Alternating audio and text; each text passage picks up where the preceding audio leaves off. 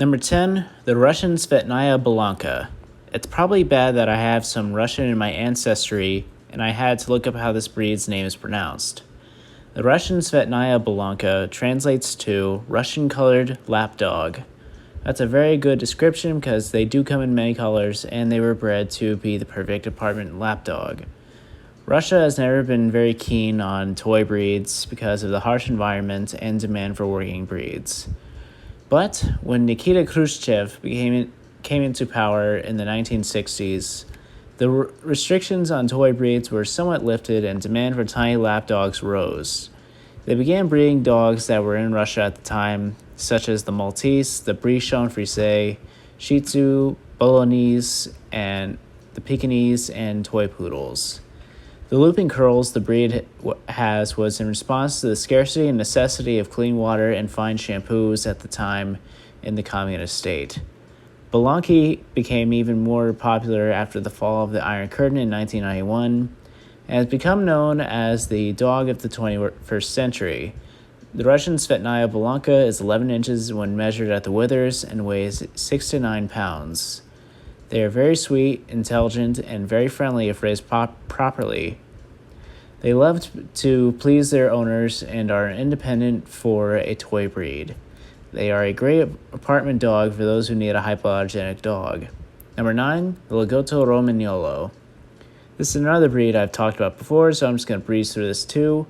The Lagotto Romagnolo was supposedly the ancestor of other water dogs like poodles and Portuguese water dogs.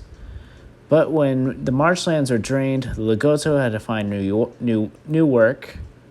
They found their new calling in truffle hunting. They're prized for their hunting abilities because they have no intention of eating the truffle like a pig would. They only want to please their owners.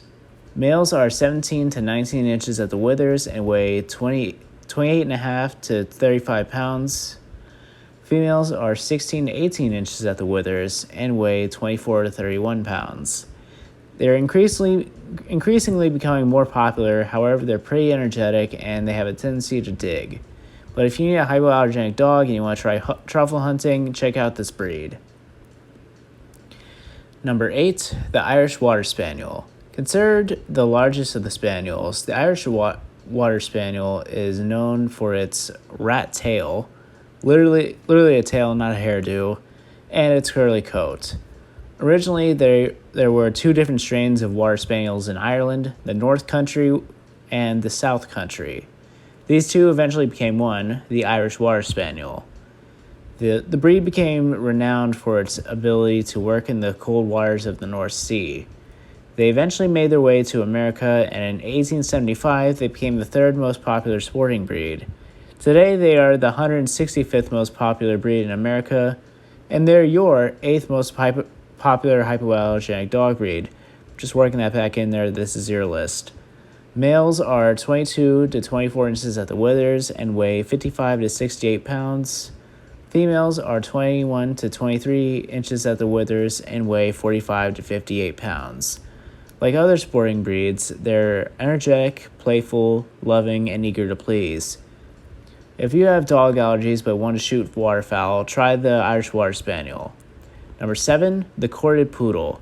I was surprised the Corded Poodle made the list, but here it is at number 7. Admittedly, I'm not sure if this is a separate variety of poodle or what. I included it because it was in one of my dog breed encyclopedias. Between 1903 and 1906, poodles in England were divided into corded and non-corded divisions at dog shows. This was because at the time they were oiling the dog's cords because their cords were brittle, and this was controversial because they had rules against altering the dog's coat with a foreign substance. Some corded poodles were shown in the United States, but they weren't as popular as the curly-coated variety. I'll have more poodle facts later. If you love how poodles look with cords, check them out.